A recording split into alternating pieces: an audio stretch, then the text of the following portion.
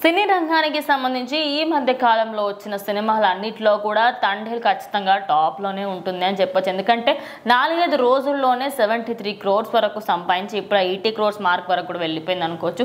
So present ఈ సినిమాకి సంబంధించి నిన్న ఒక సక్సెస్ మీట్ పెట్టడంతో నాగార్జున అందులో చాలా హ్యాపీగా ఫీల్ అయ్యారు. బికాజ్ ఆయన ఖాతాలో కూడా మంచి ఒక బ్లాక్ బస్టర్ వచ్చిందని చెప్పుకోవడానికి లేదు. నాగ చైతన్యలో కూడా అన్ని హిట్, అంటే అరే బాగుందిరా సినిమా హిట్ అయింది అంతే తప్పించి అరే ఈ సినిమా ఇండస్ట్రీ హిట్ కానీ అది రావట్లేదు ఎందుకని. సో ఖచ్చితంగా నాగార్జున అక్కినేని గారి ఫ్యామిలీ మొత్తానికి కూడా బంగారు రాజు అనే సినిమా ఒక లాస్ట్ హిట్ అని చెప్పుకోవచ్చు ఖచ్చితంగా.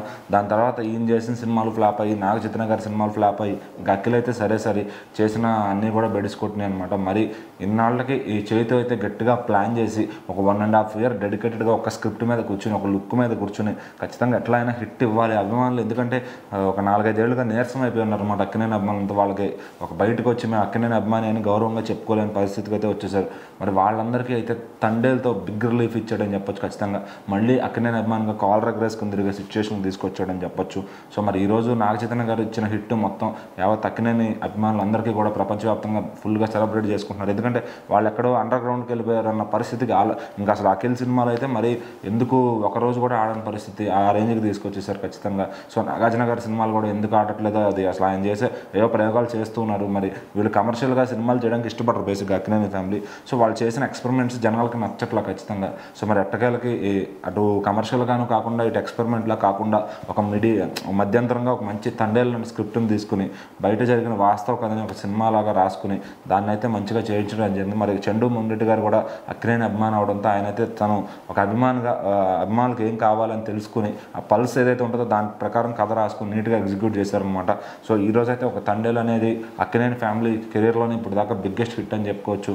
సో వాళ్ళు ఈ సక్సెస్ని అయితే ఖచ్చితంగా సెలబ్రేట్ చేసుకుంటున్నారు. పాప నాగార్జున గారు కూడా చాలా బాధపడుతూ సక్సెస్ అనేది చూసి చాలా రోజులు అవుతుంది, అంటే సక్సెస్ మీట్ అనేది ఈ మధ్య నేను ఎప్పుడు వెళ్ళలేదు. సో మరి మా ఫ్యామిలీకి సక్సెస్ మీట్ రావడం చాలా ఆనందంగా ఉంది. సో నాకన్నా కూడా మా అభిమానులు ఇంత ఆనందంగా ఉన్నందుకు ఇంకా ఆనందంగా ఉందని చెప్పి కూడా చెప్పారు. సో మరి ఒక పొలైట్ యాటిట్యూడ్తో నాగార్జున గారు అయితే ఇలా చెప్పడం ఆయనలో, అంటే ఆయన ఎప్పుడు ఇదివరకు ఒక టైం అంతా కూడా మంచి సక్సెస్లో నడిచారు.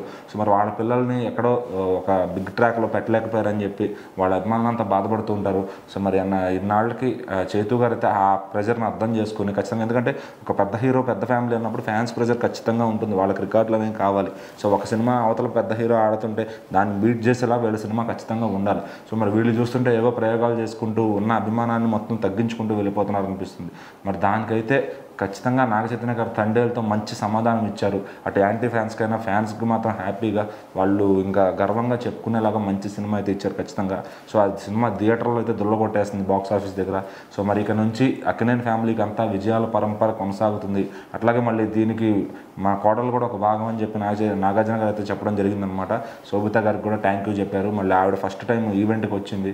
సో మరి ఇంకా ఇక్కడ నుంచి కూడా అన్ని శుభాలే జరుగుతాయి అక్కినేని ఫ్యామిలీకి అని అయితే వాళ్ళు భావిస్తున్నారు. సో మరి చూద్దాం నెక్స్ట్ వచ్చే అక్కినేని బ్లాక్ బస్టర్ ఏదవుతుందో. నాగార్జున గారితో అయితే కుబేరా ఉంది. సో అది కూడా హిట్ అయితే కనుక అది నిజంగా శోభిత గారు లెగ్ పవర్ అని కూడా మనం బిలీవ్ చేయొచ్చు.